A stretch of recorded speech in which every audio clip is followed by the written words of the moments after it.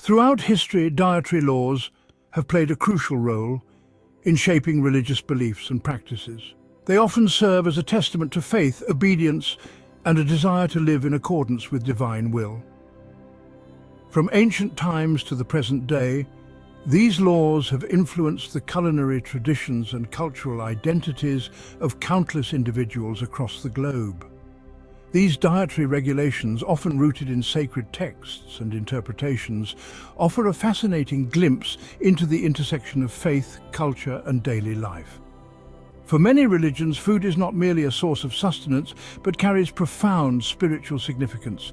The act of eating becomes an act of worship, a way to connect with the divine and demonstrate devotion. Dietary laws, therefore, are not merely arbitrary restrictions, but guidelines intended to elevate the act of eating to a sacred experience. By adhering to these laws, individuals seek to purify their bodies and minds, aligning themselves with the principles of their faith.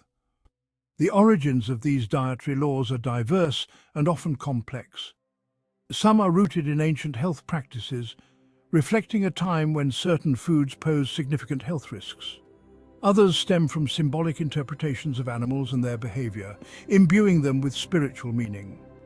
In many cases, these laws are intertwined with narratives of creation, sin, and redemption, serving as tangible reminders of humanity's relationship with the divine. Understanding the historical and cultural context behind these laws is essential in appreciating their significance for different faiths. It allows us to move beyond mere curiosity and engage in a respectful dialogue about the diverse ways in which people express their beliefs through food and ritual. Judaism, one of the world's oldest monotheistic religions, places great emphasis on dietary laws known as kashrut. These laws, detailed in the Torah and elaborated upon in the Talmud, outline permitted and forbidden foods, along with specific methods of preparation and consumption. Central to kashrut is the distinction between kosher, fit for consumption, and treif, not fit for consumption. While various animals, birds and fish are deemed kosher, pork, along with shellfish and certain other creatures, falls under the category of treif. The prohibition against pork in Judaism is ancient and multifaceted. The Torah explicitly lists the pig as an unclean animal, citing its cloven hoof but lack of cud chewing as a reason for its forbidden status. Adherence to kashrut is considered a fundamental aspect of Jewish identity and a way to connect with God through everyday actions. For many Jews, keeping kosher is not merely about physical health, but spiritual purity, discipline, and obedience to divine law. Islam, like Judaism, has a set of dietary laws that govern food consumption. These laws, known as halal, lawful, and haram, unlawful, are rooted in the Quran and the teachings of the Prophet Muhammad. Pork, similar to its status in Judaism, is strictly prohibited in Islam. The Quran explicitly states that consuming pork is haram, considering it impure and harmful. The prohibition against pork in Islam is multifaceted, encompassing spiritual, ethical, and health considerations. It is seen as a test of faith and obedience to God's commands. Muslims who adhere to halal dietary laws view it as a way to purify their bodies and souls, seeking blessings and closeness to God. By abstaining from forbidden foods, they demonstrate their submission to divine will and strive to live a life of righteousness. Christianity, while sharing common roots with Judaism, diverged significantly in its approach to dietary laws. Unlike Jews and Muslims, Christians are not bound by the same strict dietary restrictions, including the prohibition against pork. This shift in dietary observance can be traced back to the teachings of Jesus Christ and the early Christian Church. Jesus, as depicted in the New Testament, emphasized the importance of inner purity over outward rituals.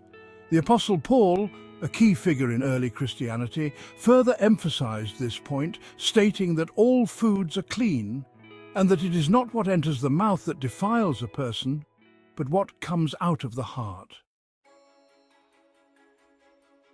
While the majority of Christian denominations do not adhere to strict dietary laws, there are variations in interpretation and practice. Some Christian groups, such as Seventh-day Adventists, advocate for vegetarianism or abstaining from certain foods, including pork, based on their understanding of biblical principles. These groups often emphasize the importance of health, temperance, and spiritual discipline, interpreting certain biblical passages as advocating for a more plant-based diet. However, it's important to note that these interpretations are not universally shared within Christianity. The diversity of views on dietary practices within Christianity reflects the complex history and theological interpretations within the faith.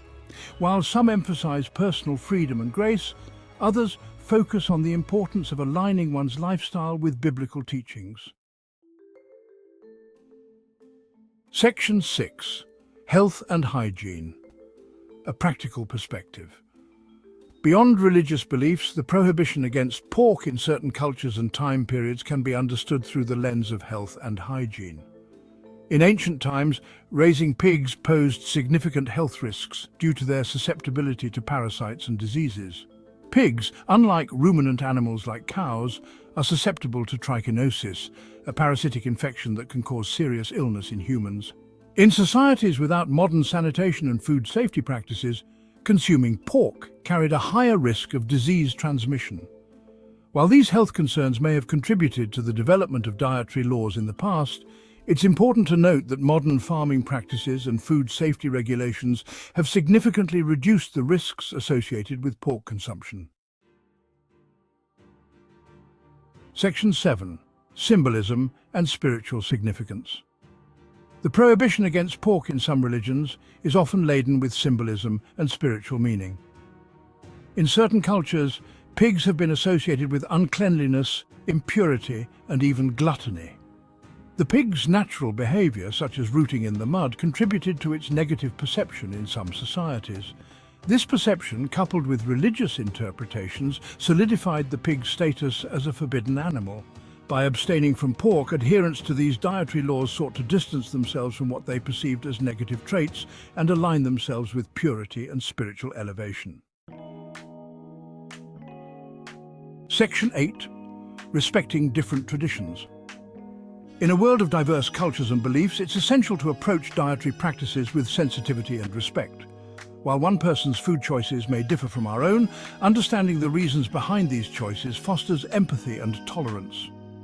Engaging in respectful dialogue about dietary laws allows us to learn from each other, appreciate the richness of human tradition, and build bridges of understanding across cultural and religious divides. Remember, food is often deeply intertwined with personal identity, cultural heritage, and religious beliefs. By approaching these differences with an open mind and a willingness to learn, we create a more harmonious and inclusive society. Section 9. Conclusion. A tapestry of beliefs and practices.